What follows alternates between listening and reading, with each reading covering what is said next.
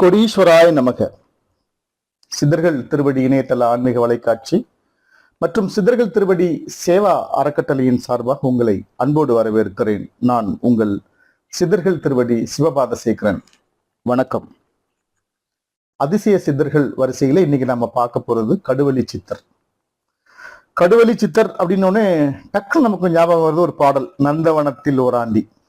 அதை நம்ம பின்னாடி பார்க்கலாம். அது என்ன கடுவெளி சித்தர்? தொடர்ச்சியா நம்ம பார்த்துட்டு இருக்கோம். ஒவ்வொரு சித்தர்களின் ஒரு இயற்பெயரை தாண்டி ஒரு அடைமொழி ஒரு பெயர் ஒண்ணு வருது. கடந்த பல பதிவுகள்ல நம்ம பார்க்கிறோம். இப்ப கடுவெளி சித்தர்னா என்ன, கடுவெளினா என்ன அப்படின்னு பார்க்கலாம். நாம வாழ்ந்துகிட்டு இருக்கிற இந்த பூமி போன்ற பல கிரகங்கள், நவ கிரகங்கள் சொல்லுவோம். 9 கிரகங்கள் ஆன்மீகவாதிகளுக்கு, அறிவியல் வாதிகளுக்கு 7 கிரகங்கள். இதை சுற்றிய ஒரு குடும்பம் சூரிய குடும்பம். இந்த சூரிய குடும்பத்தை சுற்றி பல்லாயிரக்கணக்கான நட்சத்திர மண்டலங்கள். இது ஒரு சூரிய குடும்பம். இது போன்ற ஆயிரக்கணக்கான சூரிய குடும்பங்கள் சேர்ந்தது ஒரு பால்வெளி. இது போன்ற பல்லாயிரக்கணக்கான பால்வெளிகள் சேர்ந்தது ஒரு யூனிவர்ஸ்.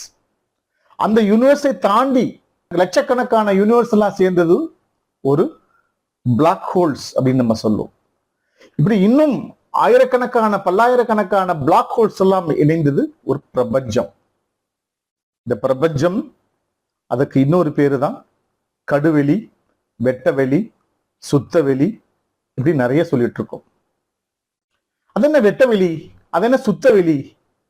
அங்க இந்த மாதிரி இருக்காது. அது ஒரு இங்கதான் நம்ம சனி கிரகத்துல வெளிச்சம் இருக்காது, மற்ற கிரகங்கள்ல வெளிச்சம் இருக்காது, கொஞ்சம் வெள்ளியில வெளிச்சம் இருக்கும், வியாழன்ல கம்மியா இருக்கும், இங்க ஈர்ப்பு சக்தி, இதெல்லாம் சொல்லிட்டு இருக்கோம் நம்ம. ஆனால் இந்த வெட்டவெளி சுத்தவெளியில ஒரு சூரியனுடைய ஒளியை நம்மளால் தாங்க முடியல. ஆயிரக்கணக்கான சூரியன் ஒன்று சேர்ந்து ஒரு பிரகாசமான ஒரு ஒளியை கொடுத்தால் என்ன மாதிரி இருக்கும்ல, ஒரு சின்ன ஒரு லைட் வெளிச்சத்தை கூட நம்மளால பார்க்க முடியாது. அந்த இடம் அவ்வளவு பரிசுத்தமான அதைத்தான் நம்ம முன்னோர்கள் சொர்க்கம் அப்படின்னு நம்ம சொன்னாங்க. அது ஒரு மிகப்பெரிய ஒரு இடம். அந்த நம்மளுடைய ஆன்மாக்கள் எல்லாம் போய் அங்கு தங்குற இடம் அதுதான். அது எப்ப போகும் அந்த ஆன்மா? அதை சொன்னவர் தான் கடுவெளி. கடுவெளி சித்தர் மட்டும் அல்ல, நிறைய சித்தர்கள் பெருமக்கள் எல்லாம் சொல்றது என்னன்னா, நீ முக்தி அடையும் வேண்டும், மனித பிறவிகள் எல்லாம் முக்தி அடைய வேண்டும். அதுதான் அந்த மனித பிறவியின் நோக்கம். அதை நம்ம பின்னாடி பேசுவோம். நம்ம அதை வலியுறுத்தியவர் கடுவெளி சித்தர். அதனால அவர் கடுவெளி சித்தர் அப்படின்னு சொல்லுவாங்க. நிறைய நம்ம என்னுடைய ஜீவ சமாதி பயணத்துல பாக்குறோம், வெட்டவெளி சித்தர் அப்படின்னு பாக்குறோம். நம்ம கடலூர் பக்கத்துல இருக்கிறாங்க. இன்னொருத்தர் வெட்டவெளி சித்தர் திருவண்ணாமலை மாவட்டத்துல நம்ம பாக்குறோம். கடுவெளி சித்தர் பல இடங்கள்ல இவருடைய ஜீவ சமாதிகள் எல்லாம் இருக்குது. அவர் வாழ்ந்த அந்த இடங்கள்லாம் இருக்கு. அதை இந்த பதிவுல நம்ம பார்க்க போறோம். இந்த கடுவெளி சித்தர் என்ன சொன்னாரு அதுதான் நம்ம பார்க்க போறோம். மாய வலையை அறுக்கும் சூட்சமத்தை சொன்னார். அது என்ன மாய வலை? மாய வலைன்னா உங்களுக்கு தெரியும். உங்களுக்கு மும்மலங்கள் இல்ல, இந்த மும்மலங்களை அறுக்கிறது, அது அறுக்கிறது தான் அதுல ஒண்ணு மாயை. அந்த மாய வலையை அறுக்கிறது என்னது? யாரு அறுக்கிறது, எது தடுக்கிறது அப்படின்னு பார்த்தா, பொதுவா நம்மளுடைய இந்த மானிட பிறப்பு, நான் பல பதிவுகள்ல சொல்லியிருக்கேன், இந்த மானிட பிறப்பின் நோக்கமே என்னன்னா இறைவனடி சேருவது. இதுதான் முக்தி நிலையை அடைவதுதான் ஒவ்வொரு மானிட பிறப்பின் நோக்கம். ஆனால் அதை அடைய விடாமல் தடுப்பது இந்த மாய வலை, மாயா, மாயை இல்லையா? சோ அப்ப என்ன பண்ணுது? பசுபதி பாசம் அப்படின்னு பசு என்றால் நம்மளுடைய இந்த மனித உடல், பதி என்றால் இறைவன். இத ரெண்டும் கலக்கணும். அப்படி கலந்த அந்த பசுபதியோடு இரண்டரை கலந்தால்தான் நமக்கு மோட்சம் இல்ல முக்தி. ஆனால் அதை தடுக்குது. எது தடுக்குது? அதை இணையாக தடுக்குது இந்த பாசம். இந்த பாசம் என்பதுதான் மாயை. இதெல்லாம் தாண்டி இன்ப துன்பங்களை கடந்து, பாவ புண்ணியங்களை எல்லாம் நம்ம கடந்து, நம்ம இந்த பாசத்தை வேறறுத்தால் நாம் பசு, இந்த பதியோடு நாம் இரண்டரை கலந்து முக்தி நிலையை இல்ல மோட்ச நிலையை நாம் அடைய முடியும். இதை சொன்னவர் தான் கடுவெளி. ரொம்ப எளிமையா சொன்னார். இவருடைய குருநாதர் காலங்கிநாதர், அவருடைய சீர் தான் இவர். பொதுவாகவே அவர் அந்த இந்த அட்டாங்க யோகத்துல இந்த இயமம் நியமம்னு முதல் 2 இருக்குது. இதைத்தான் இவர் வலியுறுத்தினார். மது, மாது, அப்புறம் அந்த குடி, பாவம் செய்கிறது, இதெல்லாம் செய்யாத அப்படி சொல்லியிருக்கிறார். பாவம் செய்யாதே மனமே, நாளை கோபம் செய்தே யமன் கொண்டோடி போவான் அப்படின்னு சொல்லுவார். அப்ப பாவத்தை நம்ம செய்யக்கூடாதுங்கிறத கடுவெளி சித்தர் வலியுறுத்தினார். நிறைய அவர்கள் பாடல்கள்லாம் பாடியிருக்கிறாங்க. அதாவது அவருடைய உருவம் பாத்தீங்கன்னா அபய உருவம் இருக்கும். சித்தர்கள் எல்லாம் பார்த்திருப்பீங்க, இந்த மாதிரி ஏதாவது ஒரு ஒரு பொசிஷன்ல உட்கார்ந்துருப்பாங்க, கையில இப்படி காமிச்சிருப்பாங்க, இல்ல இப்படி ஏதோ ஒரு வணங்கும் முத்திரையில இருப்பாங்க, ஏதாவது ஒண்ணுல இருப்பாங்க. புத்தர் அவரும் ஒரு ஞானி தான். அவர் பாத்தீங்கன்னா எப்படி இருப்பாரு, இயேசுநாதர் சொல்லியிருக்கோம், அப்படி பார்த்திருக்கோம். ஆனால் நிறைய சித்தர் பெருமக்களும் நம்ம பார்த்திருக்கோம். ஆனால் இவர் பாத்தீங்கன்னா கீழே ஒரு கை மேல ஒரு கை இருக்கும். அப்படி இது கடவுள்களுக்கு மட்டுமே இந்த மாதிரியான, இதுக்கு பேர் அபய உருவ முத்திரைன்னு சொல்லுவாங்க. இந்த இந்த பொசிஷன்ல இருக்கிறது ரொம்ப ரொம்ப குறைவான சித்தர்களை தான் நீங்க பார்த்திருப்பீங்க. அதுல வந்து கடவுளி சித்தர். இவர் என்ன சொல்றாரு அப்படின்னா, இந்த சித்தர்கள் திருவடி கடைபிடிக்கிற அதே கருத்தைத்தான் காலாகாலமா 15ஆம் நூற்றாண்டு காலத்திலிருந்தே வந்து சொன்னவர் கடவுளி சித்தர். கடும் தவம் புரிந்து நீங்கள் வந்து அந்த இறைவனை, அந்த முக்தி நிலையை, அந்த புண்ணிய இடத்தை நீங்க பிடிக்கிறீங்க அப்படின்னா, அதை விட ரொம்ப எளிமையா நீங்க அந்த இடத்தை போய் பிடிக்கணும் அப்படின்னா தானம் தர்மம் பண்ணுங்க. தானம் தர்மம் அப்படின்றது கேட்டு கொடுப்பதை விட கேட்காமல் புரிந்து நீங்கள் கொடுப்பது, புரிதலோடு கொடுப்பது என்பது வேறு. அன்னதானம் பண்ணுங்க, பசித்த வயிறுக்கு அன்னதானம் பண்ணுங்க. அதுதான் தான தர்மத்துல மிகப்பெரிய தானத்தில் மிகப்பெரிய தானம் அன்னதானம். கடும் தவம் புரிந்து நீங்கள் வந்து இந்த இறைவனை அடைவதை விட தான தர்மம் செஞ்சு ஈஸியா நீங்க அப்படி போயிடுவீங்க. எப்படி உலகத்தை ஒரே நொடியில் தானே இதே நான் சுற்றி வருகிறேன்னு முருகன் போனாரு, ஒரு உலகம் என்ன அம்மா அப்பா ரெண்டும் ஒண்ணு தானேன்னு சொல்லிட்டு சுத்தி வந்தாரு. அது போன்று ஈஸியான ஒரு மெத்தட்ல தான தர்மம் செஞ்சு புண்ணியத்தை சம்பாதிச்சுட்டு போறது. இவர் வந்து 14 கீழ் சித்தர்கள்ல ஒருத்தர். அதை நம்ம 18 சித்தர்கள் அப்படின்னு நம்ம சொல்றோம். அது என்ன 18 சித்தர்கள்? நம்ம ஏற்கனவே நம்ம சொல்லியிருக்கோம், இருந்தாலும் புதியவர்களுக்காக இந்த அட்டாங்க யோகம் அப்படின்ற ஒரு 8 அங்கங்கள் கொண்ட யோக நிலையை நாம் அறிந்து கொள்ள வேண்டும். அந்த அட்டாங்க யோகத்தை நீங்கள் முழுமை பெற்று நீங்க வந்தீங்கன்னா அட்டமா சித்துக்கள் அப்படின்னு சொல்லுவாங்க. அந்த அட்டமா சித்துக்களும், அட்டம் என்றாலே அதுவும் 8 தான். அந்த 8 சித்துக்கள்ல 18 படிநிலைகள் இருக்குது. இந்த அட்டமா சித்துக்கள்ல 18 படிநிலைகளையும் எந்த ஒரு சித்தர் அவர் வந்து அது தேர்ந்து அந்த நிலைகளை அடைகிறாரோ அவருடைய பெயரை வந்து இந்த 14 கீழ் சித்தர்கள் அப்படின்னு நம்ம சொல்லுவாங்க. அந்த 14 கீழ் சித்தர்கள்ல இந்த கடவுளி சித்தரும் ஒருவர். இப்படி நிறைய சித்தர்கள் இருக்காங்க இந்த உலகத்துல, இன்னைக்கும் இருந்துட்டு தான் இருக்காங்க. கலியுகம் அன்னைக்கு இருக்கிற அந்த அட்டமா சித்துக்களையும் அட்டாங்க யோகங்களையும் பயின்று சித்தி பெற்ற லஹிமா மகிமா இப்படி நிறைய இருக்குது உள்ள. அந்த அத்தனை சித்துக்களையும் அப்படியே நினைத்த நேரத்தில் இந்த ஆன்மீகத்தை வளர்ப்பதற்காகவும், ஏன்னால் இன்னைக்கு பக்தி மார்க்கத்துல பாத்தீங்கன்னா இன்னைக்கு கடவுள்கள் கையில வந்து நிறைய ஆயுதங்களை கொடுத்து அத கடவுள் நீ தப்பு செஞ்சா, நீ பாவம் செஞ்சா உன்னை இந்த இறைவன் தண்டிப்பான் அப்படிங்கிற ஒரு உணர்வை ஊட்டி இந்த ஆன்மீகத்தை வளர்த்தார்கள். சாதுவான கடவுளும் இருக்குது. வெள்ளைச்சாமி, கோட்டைச்சாமி, முனியன், ஐயனார் இவங்கெல்லாம் பாருங்க, அவங்க எல்லாம் கையில ஒரு ஆயுதம் ஏந்தி தான் இருப்பாங்க. ஏன்னா அவங்கதான் காக்கும் கடவுள் அப்படின்னு சொல்றாங்க. பரமாத்மான்னு சொல்ல சங்கு சக்கரம் அதுவும் வச்சிருக்காங்க. திரிசூலம் இவருக்கு இருக்குது, சிவபெருமானுக்கு. சோ இப்படி அவங்க வந்து ஒவ்வொருத்தருக்கும் ஒரு அபய நிலையை அடிச்சிருப்பாங்க. அதே போல இந்த ஆன்மீகத்தை வளர்ப்பதற்கு அட்டமா சித்துக்களை பயன்படுத்தி இந்த நல்ல ஒரு ஆன்மீகத்தை மக்கள் மத்தியில் கொண்டு போய் சேர்த்தார்கள். அதுல இலக்கியம் இருக்குது, விஞ்ஞானம் இருக்கு, மருத்துவம் இருக்குது, வானசாஸ்திரம் இருக்கு, வானவியல் இருக்குது. இப்படி எண்ணற்ற கலைகள் எல்லாம் கற்று தேர்ந்து அதை மக்களுக்கு கொண்டு போய் சேர்த்தவங்க தான் சித்தர்கள். நிறைய பாடல்கள் மூலம் சூட்சமமா நிறைய பேர் சொன்னாங்க. அவர் சொன்னார், நந்தவனத்தில் ஒரு ஆண்டி அவன் 4 மாதமாய் குயவனை வேண்டி கொண்டு வந்தான் ஒரு தோண்டி அதை கூத்தாடி கூத்தாடி போட்டுடை தாண்டி. அதான் அவரு சொன்னார். பசுபதி பாசம்னு சொன்னோம்ல, இந்த மாய வலைக்குள்ள இருக்கிற நந்தவனத்தில் ஒரு நந்தவனம்னு என்ன, இந்த அழகிய இந்த இறை இதுல வந்து ஒரு ஆண்டி 4 மாதம் 4 6 10 மாதம் இருந்து வேண்டி, அதாவது தவம் இருந்து வந்த அந்த மனித உறவு எடுத்து வந்தான் இல்லையா, கொண்டு வந்தான் ஒரு தோண்டி. தோண்டி என்பது நம்ம தேகம். இந்த உருவத்தோட வந்தோம், அதை கூத்தாடி கூத்தாடி போட்டு உடைத்தாண்டி இந்த மாய வலைக்குள் சிக்கி சின்னவண்ணமாகி தான் இறைவனை சேர வேண்டும் என்ற இந்த எண்ணத்தை மறந்து அந்த மாய வலைக்குள் புகுந்து எதுக்காக இந்த பிறவி எடுத்து வந்தோமோ அதை விட்டுட்டு மற்ற எல்லா வேலையும் செஞ்சு கூத்தாடி கூத்தாடி போட்டுடை தாண்டி கடைசி வரைக்கும் இந்த ஜென்மம் நிறைவு பெறாமலேயே போகிறது. அடுத்த ஜென்மம் எடுக்கிறாங்க, இப்படியேதான் ஓடுது. சோ இந்த ஜென்மத்தில் நாம் நீக்கமர என்னுடைய இறைவனை நான் அடைந்து விட வேண்டும் என்று நினைக்கிறவர்களுக்கு இந்த இந்த இந்த பாடல் வந்து மிகப்பெரிய ஒரு சமர்ப்பணம், கடுவெளி சித்தரின் சமர்ப்பணம். நிறைய இடங்கள்ல வந்து கடுவெளி சித்தருடைய ஆலயங்கள் இருக்குது. அங்கெல்லாம் நீங்கள் இந்த சிவலிங்கத்தை பார்த்தீங்கன்னா அந்த சிவலிங்கம் வெடித்து 2ஆக 4ஆக வெடித்து பிளந்த அந்த காட்சிகளை நம்ம பார்க்கிறோம். ஏன் இப்ப மத்த சித்தர்கள் எல்லாம் இல்லாத ஒரு இது ஏன் கடுவெளி சித்தருக்கு மட்டும் அப்படி நடந்திருக்குது அப்படிங்கிறதுக்கு அவர் ஒரு பாடல் சொல்றாங்க. அல்லும் பகலும் அருளுடன் துஞ்சினால் கல்லும் பிளந்து கடுவெளி ஆக்குமே அப்படின்றார்.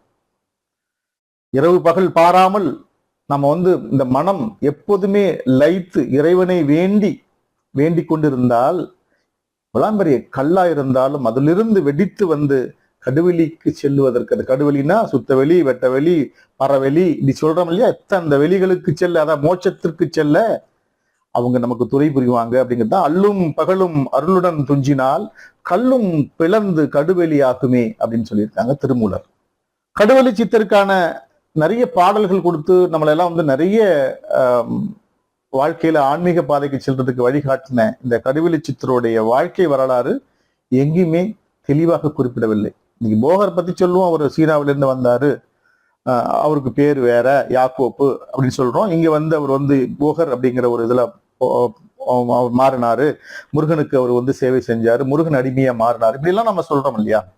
அவர் நிறைய எழுதின புத்தகங்கள்லாம் எக்கச்சக்கமா இருக்குது அப்படின்னு. ஆனால் கடுவெளி சித்தருக்கான காலங்கிநாதருடைய சீடர் அப்படிங்கிறத தவிர ஒரு சில ஆங்காங்கே ஒரு சில குறிப்புகளை மூலமாக நான் இந்த பதிவை நான் சொல்றேன். அதாவது இவர் பிறந்த ஊர் வந்து இரும்பை மாகாளம் அப்படின்னு ஒரு இருக்குது. அதுக்கு திரு இரும்பை அப்படின்னு கூட சொல்லுவாங்க. இது திண்டிவனத்திலிருந்து பாண்டிச்சேரி போற வழியில இருக்குது. இந்த திரு இரும்பை மாகாளம் அப்படின்றது இது கிட்டத்தட்ட ஒரு 2ஆம் குலோத்துங்க காலம், சோழ காலம், 15ஆம் நூற்றாண்டுன்னு நினைக்கிறேன் நான். அவர் வந்து இந்த பகுதியில இந்த இரும்பை, திரு இரும்பை அப்படிங்கிற இடத்துல அருள்மிகு குயில்மொழி அம்மை சமேத மகாலேஸ்வரன் திருக்கோவில் ஒண்ணு கட்டினார். அந்த காலகட்டத்துல தான் இவர் கடுவெளி சித்தர் பிறந்ததா சொல்றாங்க. அங்க கடும் தவம், வறட்சியான ஒரு காலம், மழையே இல்லை. அப்போ இவர் கடும் தவம் செஞ்சிட்டு இருக்கிறாரு. அப்போ எல்லாரும் என்ன நினைக்கிறாங்க, இந்த சாமி அதாவது கடுவெளி சித்தர் வந்து கடும் தவம் செய்வதனால் இந்த வறட்சி நடந்து இருக்குது, இவ்வளவு பெரிய பிரளயம் மாதிரி நடந்துட்டு இருக்குது, ஸோ அவருடைய இந்த தவ நிலையை கலைத்து விட்டு அவரிடமிருந்து ஏதாவது உபகாரம் கேட்கலாம் அப்படின்னு கேட்கிறாங்க. யாரு போய் இந்த பூனைக்கு மணி கட்டுறது அப்படிங்கிற மாதிரியான ஒரு இது நடக்குது. அப்போ அங்க வந்து தேவதாசி முறை அங்க இருக்கும். தேவதாசி இல்ல, தெய்வதாசி. அவங்க அது வந்து மாத்தி சொல்றாங்க, தேவதாசின்னு சொல்லி அவங்களுடைய அந்த பெயரையே வந்து கொச்சைப்படுத்தி விட்டார்கள். தெய்வதாசி, தெய்வங்களுக்கு பணி செய்யும் ஒரு பணிப்பெண் அப்படின்னு தான் நம்ம சொல்றோம். நம்ம எப்படி இங்க வந்து ஹவுஸ்மேட் அப்படின்னு சொல்றோம், பணிப்பெண், அது மாதிரி தெய்வத்திற்கு பணி செய்யும் ஒரு பெண்ணை வந்து தெய்வதாசி, அதை தேவதாசி அப்படின்னு சொல்லுவாங்க. அது ஒரு வள்ளி அப்படிங்கிற ஒரு பெயர். அந்த அம்மா ரொம்ப உன்னதமான ஒரு பிறவி.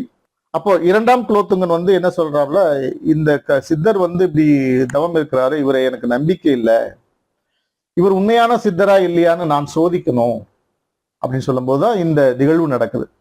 இந்த வள்ளி அப்படிங்கிற தெய்வதாசி அவங்கள வந்து என்ன பண்றாங்க, அனுப்புறாங்க. பொதுவா அந்த கடுவெளி சித்தர் அங்க இருக்கும்பொழுது என்ன பண்ணனா, அந்த வறட்சி காலத்துல நமக்கு வந்து சாப்பாடு இல்லாத காலத்துல அந்த ஆலம் இலை இல்லை, இந்த ஆலமரத்தின் பழுத்த இலை கீழே விழுது இல்லையா, சருகு மாதிரி, அதை எடுத்து உண்டாராம். அப்போ இப்போ அவருடைய தவத்தையும் கலைக்கணும், அதே மாதிரி அந்த நாம் வந்து அவருடைய சாபத்துக்கும் உள்ளாக கூடாது, மக்களுக்கு நல்லது நடக்கணும். இந்த 3 இதுல வந்து வள்ளி அவங்க வந்து ஒரு முடிவெடுக்கிறாங்க. அந்த கையில விழுற அந்த இலை, காய்ந்த சருகு, அதை எடுத்து அவர் சாப்பிடுவார் பசிக்கும் பொழுது. அப்ப இவர் என்ன பண்றாங்க, இந்த இலைக்கு பதில் ஒரு அப்பளத்தை வைக்கிறாங்க, அதையும் எடுத்து சாப்பிடுறாரு. அவருக்கு என்ன, எதற்கு கொடுத்தாலும் சாப்பிடுவோம், அவங்களுக்கு சுவையெல்லாம் கிடையாது, அவங்களுக்கு பசி ஆறணும், அவ்வளவுதான், பசி இருக்கணும். இதைத்தான் வந்து இதே போல ஒரு சித்தர் சன்னாநல்லூர்ல ஒரு சித்தர் இருக்கிறாங்க, நான் அதை பதிவு கொடுத்துருக்கேன். அவர் போய் ஒரு பெரிய அந்த ஊர்ல ஒரு லேண்ட்லார்ட்னா நிலக்கிழார், அவர்கிட்ட போய் அவர் நிறைய அன்னதானம் பண்ணிட்டு இருக்காங்க. அன்னதானம் பண்ணிட்டு இருக்கும்போது, சாப்பாடு கொடுத்துட்டு இருக்கும்போது இவர் போயிருக்கிறார், சித்தர் போயிருக்கிறாரு, போய் சாப்பாடு கேட்டிருக்கிறாரு. சாப்பாடு இன்னும் நேரம் இல்லை, கொஞ்சம் நேரம் கழிச்சுக்கோ அப்படின்னு சொல்லியிருக்கோம். இல்லையா பசிக்குது அப்படின்னு கேட்டுருக்காரு. அதுக்கிட்ட சாணியை தின்ட்டு போ அப்படின்னு சொல்லும்போது எடுத்த மாதிரி மாட்டு சாணம் இருக்குதா, அதை எடுத்து வடித்து சாப்பிட்டுட்டு போயிட்டார். அப்படின்னா என்ன அர்த்தம்? அவர்களுக்கு சாப்பாடும் அறுசுவை, பிரியாணி கொடுத்தாலும் ஒண்ணுதான், சாணமும் ஒண்ணுதான், ஒரே சுவை தான். அவங்களுக்கு சுவையற்ற அந்த நிலையில இருந்தாங்க. மிகப்பெரிய மகான். சித்தர்கள் திருவடி பதிவு கொடுத்துருக்கேன், பாருங்க, ரொம்ப அருமையா இருக்கும் உங்களுக்கு. அருமையான ஒரு பதிவு. சன்னாநல்லூர்ல அப்பளம் வைத்த கையில உணவு வைக்கிறாங்க. இப்ப உணவே இல்லாத போது இந்த வள்ளி அம்மாவுக்கு அப்படி கிடைக்குதுன்னா, அவங்க செய்யற தொழில இறைவனுக்கு கிடைக்கிற அந்த பிரசாதத்தை, தனக்கு கிடைத்த பிரசாதத்தை எடுத்து நம்ம வந்து கடுவெளி சித்தர் கொடுக்குறாங்க. அதையும் எடுத்து உண்ட பிறகு அவர் தவம் கலைகிறது. கேட்குறாங்க, என்ன கேட்குறாங்க? இது மாதிரி, சாமி நான் மன்னிச்சிருங்க, உங்களுடைய தவத்தை நான் கலைச்சதுக்காக. ஆனால் இந்த தவம் உங்களுக்கு பயனுள்ளதா இந்த மக்களுக்கு இருக்கணுங்கிறதுக்காக தான் நான் நிற்கிறோம். ரொம்ப வறட்சியா இருக்கு, மழை பெய்யணும், விவசாயம்லாம் போயிடுச்சு அப்படின்னு கேட்கும்போது தன்னுடைய தவ வலிமையின் மூலமா மிகப்பெரிய ஒரு மழையை உருவாக்குறாரு. நாடு செழிக்கிறது. அதுக்கப்புறம் இந்த தெய்வதாசியான வள்ளி வந்து அவங்களுடைய தொழில் என்னன்னா, ஆலயத்துல வந்து நடனம் ஆடுவது, பாடுவது, இதுதான் அவங்களுடைய தொழில். அப்போ அந்த சபையில, இந்த கோயில்ல திருவிழாக்கள் நடக்குது. திருவிழாக்கள்லாம் நடக்கும்பொழுது இவங்களுடைய நடனம் நடக்குது. ஆனால் இந்த கடுவெளி சித்தருக்கு இந்த வள்ளி வந்து நடராஜ பெருமான் மாதிரியே காட்சி கொடுக்குறாங்க. அவருடைய ஆடலும் பாடலும், நடராஜர் ஒரு நடனம் ஆடினா என்ன இருக்கோ அந்த ஒரு உணர்வை வந்து இந்த இவருக்கு வருது. அப்போ நடனம் ஆடிக்கொண்டிருக்கும் பொழுது என்ன ஆகுதுன்னா, அந்த காலில் இருக்கிற அந்த சலங்கை, சின்ன முத்து இல்லையா, அது விழுந்துருது. அருகே இருக்கிற பார்த்து கொண்டிருந்த கடுவெளி சித்தர் அதை எடுத்துக்கொண்டு போய் நடராஜர் பாதங்கள் மாதிரியே தன் காட்சி கொடுக்கும் அதில் கொண்டு போய் வைக்கிறாரு. வச்ச உடனே மக்கள் என்ன சொல்லுவாங்க, பாரு இந்த சித்தருக்கு ஏதோ காம இச்சை கொண்டு விட்டார் அப்படின்னு சொல்லி ரொம்ப கொஞ்சம் கேவலமா பேச ஆரம்பிக்கிறாங்க. நம்ம அந்த தவநிலையில இருந்து இந்த மக்களுக்காக பண்ணோம், இந்த மக்களே வந்து இப்படி நம்மளை வந்து தூத்துறாங்களே அப்படின்னு சொல்லிட்டு ரொம்ப கோபம் கொண்டு பண்ணும்போது அந்த சிவலிங்கம் வெடித்தது. அந்த அவருக்கு நேர வேண்டிட்டு இருக்கும்போது அந்த கோபத்தின் உச்சத்தில் அவர் வந்து தவம் இருக்கும் பொழுது அந்த சிவலிங்கம் வெடித்தது. அப்புறம் மக்கள் எல்லாம் போய் மன்னிப்பு கேட்டு மறுபடியும் ஒரு பாடல் பாடி அந்த சிவலிங்கத்தை வந்து அவங்க சேர்த்து வச்சாங்க. இது வந்து திரு இரும்பை அப்படிங்கிற ஒரு இடத்துல நிகழ்ந்த நிலவு. இன்னைக்கும் அங்க ஒரு தனி சன்னதி அவருக்கு இருக்கு. திருவையாறு கல்லணை போற வழியில கடுவெளி அப்படிங்கிற ஒரு கிராமம் இருக்கு. அங்க ஆகாசபுரீஸ்வரர் அப்படிங்கிற ஒரு ஆலயம். இந்த ஆலயத்திலும் அவர் தனி சன்னதி கொண்டிருக்கிறார். தேனி மாவட்டம் குமிளி அப்படிங்கிற ஒரு இடத்துல அங்கேயும் ஒரு ஜீவ சமாதி இவருக்கு இருக்குது. இன்னும் முக்கியமா பாத்தீங்கன்னா, திருத்துறைப்பூண்டி, அதாவது திருவாரூர் மாவட்டம் திருத்துறைப்பூண்டி அந்த வட்டத்துல இடையூர் அப்படிங்கிறதுல இருந்து ஒரு 3 கிலோமீட்டர் தள்ளி இருக்குது வந்து கடுவெளி அப்படிங்கிற ஒரு ஊர். அங்க பாத்தீங்கன்னா கடுவெளி சித்தருடைய அவர் வாழ்ந்த இதுக்கான நிறைய தரவுகள் இருக்கு. அங்க ஒரு ஒரு சின்ன ஒரு கல்லை வந்து ஒரு குளத்துல வச்சு துணித்தை வச்சுட்டு இருக்கிறாங்க. அதை ஒரு ஒரு இளைஞன் பார்த்து சொல்றாங்க, இது துணி துவைக்கிற கல் இல்ல, இது ஒரு சிவலிங்கத்தின் ஒரு பகுதி அப்படின்னு சொல்றாங்க. அப்போ ஒரு பகுதின்னா மற்ற பகுதிகள் எங்க அப்படின்னு தேடுறாங்க. தேடும்போது அங்கங்கே சிதறி கிடக்கும் அந்த கல்லையெல்லாம் ஒண்ணு சேர்த்தா அது ஒரு சிவலிங்கம். அந்த உடைந்த சிவலிங்கத்தை ஒன்று கூட்டி வைக்கிறாங்க. அப்பதான் அதை பாக்குறாங்க, அது ஒரு கடுவெளி சித்தருடைய அந்த ஜீவ சமாதி அப்படின்னு. இவருக்கு ஒரு வரலாறு இருக்கு. கடுவெளி சித்தர் இந்த கிராமத்துல ஒரு பட்டியல் இன தம்பதியருக்கு பிறந்ததாக சொல்றாங்க. இவருடைய பக்தி ரொம்ப உயர்ந்த பக்தியா இருக்கு. ஆனால் இவர் வந்து தெரியுமே, அந்த சமுதாய ஏற்ற இறக்கங்கள்ல இவங்கெல்லாம் என்னத்தை போய் பெரிய சாமியை கும்பிடுறாங்க, இறைவனை பண்றாங்க, சிவனை போய் அடைகிறாங்க அப்படிங்கிற ஒரு நிறைய வசை சொல்லுக்கு மூலமா இவருடைய பக்தியும் ஆன்மீகமும் இருந்திருக்குது. அப்போ ஒரு கட்டத்துல இவருடைய பக்தி போலி என்பதை எல்லாரும் சொல்லும்போது, அப்போ இவர் நீண்ட ஒரு நெடிய ஒரு ஆன்மீகத்தில் ஒரு தவ நிலையில வந்து அவர் இருக்கிறாரு. அப்படி இருக்கும் பொழுது இது போன்று வசை சொற்களுக்கு நீ தான் பதில் சொல்லணும். நான் என்னுடைய உண்மையான பக்தி அப்படின்னா நீ வெளியே வா, நீ வந்து எனக்கு அருள் கொடு, நீ வந்து எனக்கு காட்சி கொடு அப்படின்னு மனமுருக வேண்டுறார். அவர் வேண்டும் பொழுது அந்த சிவலிங்கம் 4ஆக வெடித்து வெளியே வந்து காட்சி கொடுத்து, சிவபெருமான் காட்சி கொடுத்த அந்த இடம் திருத்துறைப்பூண்டி பக்கத்துல இருக்கிற இடையூர் அப்படிங்கிற ஒரு இடத்துல, கடுவெளிங்கிற கிராமத்துல. ஸோ இன்னைக்கும் அங்க அந்த அவருடைய ஜீவ சமாதி அப்படின்னு சொல்றாங்க. இது ஒரு வகையான ஒரு வரலாறு. ஆனால் கடுவெளி சித்தர் வந்து ஜீவ சமாதி ஆனாரு, அப்படிங்கிறதுக்கு அதிகாரப்பூர்வமா போகர் சொல்லியிருக்கிறார். கடுவெளி சித்தர் காஞ்சிபுரத்துல தான் அவர் வந்து சமாதி, ஜீவ சமாதி ஆயிருக்கிறாங்க. ஜீவ சமாதினா நீங்க நினைக்கும் இந்த உடலோடு அல்ல. ஜீவ சமாதியில பலருக்கு உடல் நான் இந்த நாள், இந்த நேரம், இந்த திதி, இந்த காலகட்டத்தில் நான் என்னுடைய இந்த ஆன்மாவை இறைவனோடு முக்தி செய்வேன் அப்படின்னு சொல்லிட்டு ஜீவசமாதி அடைகிற ஒரு சித்தர் மக்களை நம்ம பார்க்கிறோம். இப்போ வள்ளலார்லாம் உள்ள போயிட்டு ஜீவ ஒளியா ஆனாங்க, ஒளியாய் மாறினவங்க, ஜோதியாய் மாறினவங்க வள்ளலார். சோ அந்த மாதிரி ஜீவ ஒளியாய் வள்ளலாருக்கு முன்பே வந்து ஒளியாக ஐக்கியமானவர்கள், அதாவது சிவலிங்கத்தோடு ஐக்கியமானவர் கடுவெளி சித்தர். அது ஒரு சொல்லியிருக்க போகர் தன்னுடைய ஜனன சாகரம் அப்படிங்கிற ஒரு நூல்ல 309வது பாடல்ல அவர் சொல்லியிருக்கிறாரு, வானென்ன கடுவெளி சித்தர் தானும் வளமைக்கு திருக்காஞ்சி பதிய வாச்சி அப்படின்னு சொல்லியிருக்கிறார். அப்படின்னா என்ன அர்த்தம்? அவர் காஞ்சிபுரத்தில் ஜோதியாக சிவலிங்கத்துக்குள் அடங்கி இருக்கிறார் அப்படின்னு சொல்லிதான் போகர் சொல்றார். இப்படி பல விதமாக கடுவெளி சித்தருடைய வரலாறு, அவருடைய சித்து விளையாட்டுக்கள் எல்லாம் நம்ம பார்க்கிறோம். கடந்த 5 வருடங்களுக்கு முன்பும் காஞ்சிபுரத்துல இருக்கிற கடுவெளி சித்தருடைய ஜீவபீடத்துடைய காணொளி நம்ம பதிஞ்சு வச்சிருக்கோம். திருவாரூர் மாவட்டம் திருத்துறைப்பூண்டி வட்டம் இடையூறு பக்கத்துல இருக்கிற கடுவெளி அப்படிங்கிற கிராமத்துல போய் நாம நேரடியாகவே களத்துக்கு சென்று அந்த இடத்துல வந்து கிட்டத்தட்ட 6 காணொளிகள் கொடுத்திருக்கேன். அதுவும் சித்தர்கள் திருவடி இணையதள அந்த ஆன்மீக வலைக்காட்சியில இருக்குது, நீங்க பார்க்கலாம். இங்க காஞ்சிபுரத்துல பதிவு செஞ்சது வந்து ஒரு 5 to 6 காணொளிகள் நான் கொடுத்திருக்கேன். வெட்டவெளி சித்தர் அப்படிங்கிற நம்ம கடலூர் மாவட்டத்துல அதுவும் ஒரு 6-8 காணொளிகள் கொடுத்திருக்கேன். அதே வெட்டவெளி சித்தர் அப்படின்ற திருவண்ணாமலை மாவட்டத்துல அதுவும் நான் கொடுத்திருக்கேன். ஸோ இதெல்லாம் நீங்கள் கண்டுகளிக்க வேண்டும். கடுவெளி சித்தர் என்றால் அவருடைய பரிணாமங்கள் பல. இந்த காணொளிகள் எல்லாம் நேரே கொடுத்திருக்கேன். அதோட லிங்க் வேணாலும் நான் இந்த டிஸ்கிரிப்ஷன் பாக்ஸ்ல நான் கொடுக்குறேன்.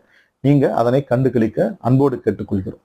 இது போன்ற நிறைய சித்தர்களின் வரலாறு, சித்து விளையாட்டு, ஜீவபீடங்கள், முகவரி, அலைபேசி தொலைபேசி எண்கள், எப்படி போகணும், இந்த ரூட் மேப், இது எல்லாமே வந்து பக்கத்தில் இருக்கிற www.சித்தர்கள்திருவடி.com என்ற இணையதளத்துல இருக்குது.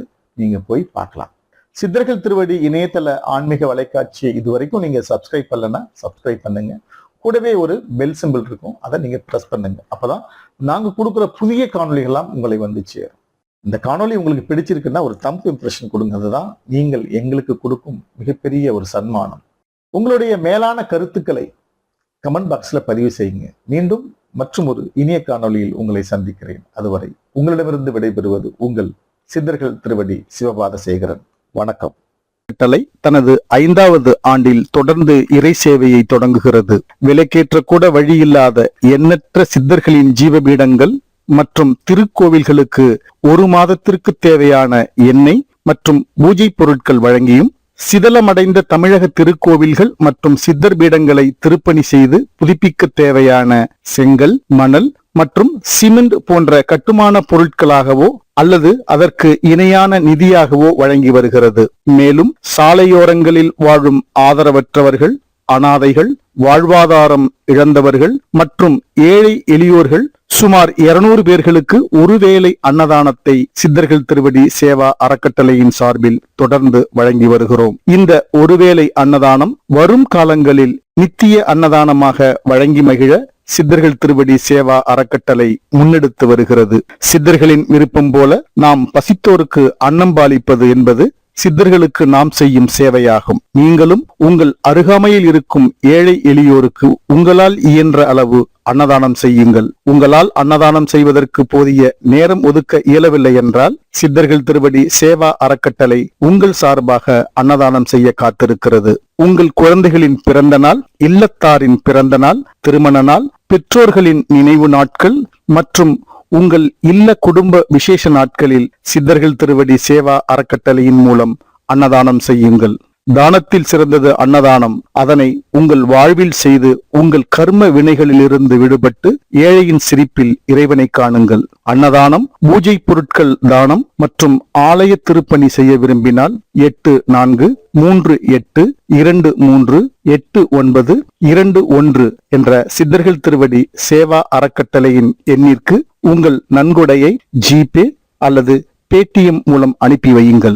மேலும் அன்னதான விவரங்கள் மற்றும் வங்கி விவரங்கள் அறிய திரையில் தோன்றும் இணையதளத்தை பார்வையிடவும். என்றென்றும் இறை சேவையில் உங்கள் சித்தர்கள் திருவடி சேவா அறக்கட்டளை.